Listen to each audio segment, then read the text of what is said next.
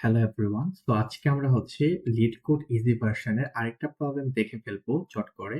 So আরেকটা problem হচ্ছে যে আমাদের অ্যারে থেকে প্রবলেমটা হচ্ছে যে আমাকে একটা গিভেন ইন্টিজার অ্যারে দেয়া থাকবে, সেটা হচ্ছে sorted and non discipline order. Okay, আচ্ছা, এখন আমাদের কাজ হচ্ছে remove the duplicate in place such that each unique element appears on the walls. Okay, মানে হচ্ছে যে আমাদের একটা সর্টেড অ্যারে দেওয়া থাকবে, সেই অ্যারেতে হচ্ছে আমাদের কি থাকবে, অ্যারেতে হচ্ছে আমাদের রিমুভ ডুপ্লিকেট ভ্যালুটা হচ্ছে রিমুভ করতে হবে। বাট মেইন সমস্যাটা হচ্ছে যে আমাদের আগের মতো রিমুভ করলে হবে না। আমাদের মেইন কাজ হচ্ছে রিমুভ করে হচ্ছে ওই অ্যারের মধ্যে হচ্ছে জিনিসটাকে আবার হচ্ছে সর্টেড করে রেখে দিতে হবে। আচ্ছা, সো ব্যাপারটা হচ্ছে এরকম, দেন আমাকে বলতে হবে যে আমাদের ওই এলিমেন্টটা বা কয়টা এলিমেন্ট আমরা হচ্ছে সরিয়ে রেখেছি বা কয়টা এলিমেন্ট ওই লিস্টের মধ্যে এখন আছে। ওকে, যদি একটু বুঝতে প্রবলেম হয় তাহলে আমরা একটু হচ্ছে জিনিসটাকে একটু বুঝার ট্রাই করি। যেমন এখানে আমাদের কি কি দেওয়া আছে, দেওয়া আছে হচ্ছে 0 0 1 1 1 2 2 3 3 4। আচ্ছা, সো আমি এখানে লিখলাম হচ্ছে 0 0 1 1 1 2 2 3 3 এন্ড হচ্ছে আমাদের 4।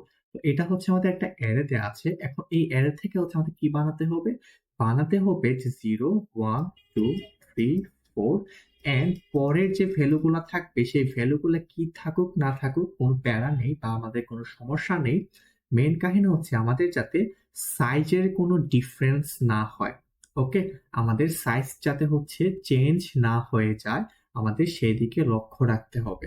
মানে হচ্ছে ধরো এখানের মধ্যে আমাদের সাইজ কত, 1 2 3 4 5 6 7 8 9 10, যাতে করে আমাদের এই এতটুকু আমাদের রিমুভ ডুপ্লিকেট ভ্যালু পার্টটা না থাকে, মানে হচ্ছে এখানের মধ্যে কোনো ডুপ্লিকেট ভ্যালু থাকবে না। আর পরবর্তী সাইজগুলো কি এলিমেন্ট থাকুক না থাকুক কোনো সমস্যা নেই, বাট আমাদের আলটিমেট যে লিস্টটা সেই লিস্টটার সাইজ যাতে 10 থাকে। এন্ড আমাদের বলতে হবে ওই এরে কয়টা হচ্ছে ডুপ্লিকেট ভ্যালু ছাড়া হচ্ছে এলিমেন্টটা আছে, সেটাকে হচ্ছে আমাদের নাম্বারটা প্রিন্ট করে দিতে হবে। তাহলে এখানের মধ্যে আমাদের ডুপ্লিকেট ভ্যালু ছাড়া এলিমেন্ট আছে হচ্ছে 1 2 3 4 5, সেই 5টাকে হচ্ছে আমাদের প্রিন্ট করে দিতে হবে। এটাই হচ্ছে আমাদের মেইন প্রবলেমটা। সো আশা করি হচ্ছে প্রবলেমটা আমরা বুঝতে পেরেছি এন্ড প্রবলেম স্টেটমেন্টটা হচ্ছে আমরা বুঝতে পেরেছি। ওকে, আচ্ছা, যাই হোক। সো কোয়েশ্চেনটা হচ্ছে 26 and remove duplicates from sorted array. আপনারা হচ্ছে জিনিসটাকে দেখে নিতে পারেন আগের থেকে বা হচ্ছে কোয়েশ্চেনটা পড়ে নিতে পারেন। আশা করি হচ্ছে কোয়েশ্চেন স্টেটমেন্টটা আমরা বুঝতে পেরেছি। আচ্ছা, এখন আমাদের মেইন প্রবলেম সলিউশনটাতে আসি। সো আমাদের যে রিমুভ এলিমেন্টটা আছে সেটা হচ্ছে 0 0, তারপর হচ্ছে 1 1 1 2 2 3 3 এন্ড হচ্ছে আমাদের 4। এটা হচ্ছে আমাদের একটা অ্যারেতে আছে। এখন আমাদের দেখতে হবে যে এখানের মধ্যে আমাদের ইউজ করতে হবে বিগ ও এন, মানে আমাদের টাইম কমপ্লেক্সিটি রাখতে হবে এন এর মধ্যে। মানে হচ্ছে আমরা এখানের মধ্যে একটা লুপ ইউজ করতে পারবো। আমরা এখানের মধ্যে মনে খেয়াল রাখতে হবে কোনো মেম্বারশিপ অপারেটর ইউজ করা যাবে না, ইন ইউজ করা যাবে না, কারণ মেম্বারশিপ অপারেটর হচ্ছে আমাদের ভিগো এন কে হচ্ছে নির্দেশ করে আর কি। সো আমরা যদি মেম্বারশিপ অপারেটরস এন্ড হচ্ছে একটা লুপ ইউজ করি তাহলে সেখানের মধ্যে আমাদের টাইম কমপ্লেক্সিটি হয়ে যাবে হচ্ছে ভিগো এন স্কোয়ার, যেটাকে হচ্ছে আমাদের রান টাইম ইরোডকে নির্দেশ করবে। সো আমরা হচ্ছে রান টাইম ইরোডে যাতে না পড়ি তাতে হচ্ছে আমরা ভিগো এন কে হচ্ছে রাখবো। আচ্ছা, ভালো। সো এখন আমাদের মেইন কাজ হচ্ছে যে কিভাবে হচ্ছে অ্যারের মধ্যেই সর্টেড করে বা অ্যারের মধ্যেই ডুপ্লিকেট ভ্যালুগুলোকে রিমুভ করে হচ্ছে তাকে আমরা সর্টেড আকারে নিয়ে আসতে পারি। এটা হচ্ছে আমাদের মেইন মোটিভ। তো ধরো আমরা যদি একটা কাজ করি, শুরুতেই যদি আমরা একটা আলাদা variable i is equal to 0 নামে হচ্ছে রেখে দিই, i is equal to 0 নামে রেখে দিলাম। আচ্ছা, ভালো কথা। তারপর যদি আমরা একটা লুপ চালাই, সেই লুপটা হচ্ছে ফর জে ইন রেঞ্জ। এই লুপটা চললে হচ্ছে ধরো 1 থেকে স্টার্ট করে আমাদের লেন্থ হচ্ছে যে লিস্টটা দেওয়া থাকলো সেই লিস্টটা পর্যন্ত থাকলো। ওকে, আচ্ছা, একটু খেয়াল করে দেখো, যদি আমাদের আই যে ইন্ডেক্সটা আছে সে আইটা যদি নট ইজিক্যাল টু আমাদের জে হয়, তাহলে দেখো আমাদের ফার্স্টে আই হচ্ছে এটা, জে হচ্ছে এটা, আই এন্ড জে কি সমান কিনা। হ্যাঁ, আই জে সমান, তাহলে এখানে আমাদের কোনো সমস্যা থাকার কথা না। তারপর আসবো আমরা আইটাকে এখানে রেখে দিব, যেটা হচ্ছে এক স্টেপ তো সে এমনিতেই এগিয়ে যাবে কারণ যে হচ্ছে লুপের সাথে সাথে ঘুরতেছে। সো তখন যে চলে আসবে এখানে, তাই না, যে চলে আসবে তখন এখানে। আচ্ছা, আই হচ্ছে 0 এন্ড জে হচ্ছে 1, দুইটা তো সেম না। আমার কন্ডিশন হচ্ছে দুইটা যদি সেম না হয় তখন আমি কি করব, তখন আমি আইটাকে নিয়ে চলে আসবো এখানে, আইটাকে নিয়ে চলে আসলাম এখানে। আই যখন এখানে নিয়ে চলে আসলাম তখন কি করব, এই দুইটার মধ্যে সোয়াপ করে দিব। দুইটার মধ্যে যদি আমি সোয়াপ করে দেই তাহলে কি হবে, তাহলে হয়ে যাবে হচ্ছে 1 চলে আসবে হচ্ছে আমাদের এখানে, 0 চলে আসবে হচ্ছে এখানে।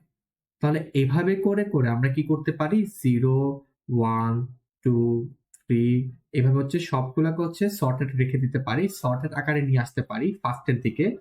এন্ড আমার যখন সবগুলো সর্টেড হয়ে যাবে তারপরে কি থাকুক না থাকুক তাতে আমার কোনো সমস্যা নেই, কারণ লুপ যখন থেমে যাবে তখন আমাদের মেইন কাজ শেষ, তাই না?